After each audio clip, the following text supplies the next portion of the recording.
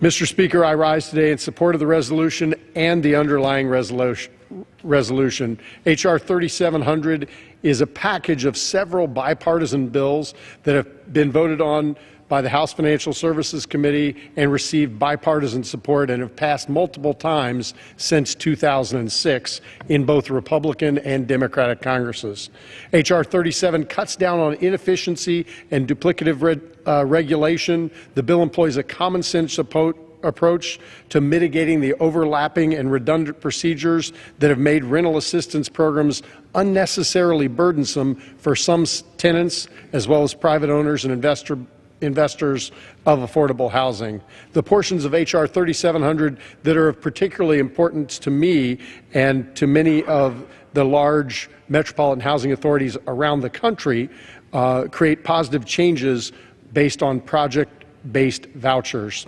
My Metropolitan Housing Authority, Columbus Metropolitan Housing Authority in my hometown, does a lot of vouchers. They have a strong record of converting slums into mixed income neighborhoods, and they help make sure that the needs of those who live there come first and that we help build strong communities around them. An integral part of this approach is often project-based vouchers that can be provided to encourage the development of mixed income housing facilities.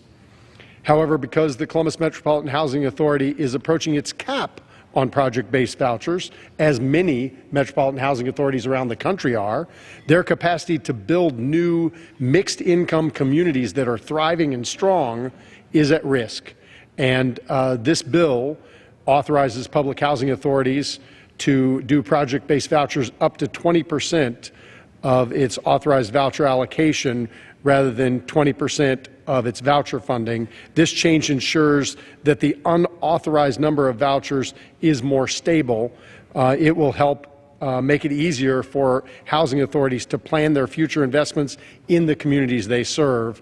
And I can tell you, knowing Charles Hillman and the great people at the Columbus Metropolitan Housing Authority and the great work they do, I would sure hate to see them taken off the front lines in our war against poverty. So we need to make this change. It's just one example of something that's really good in this bill.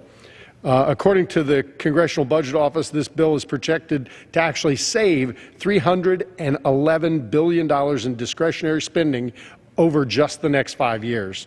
The savings associated with the flexibilities and regulatory burden relief provided to local housing authorities will result in substantial improvement in the return on investment for taxpayers and help make sure that the affordable housing programs we have are sustainable.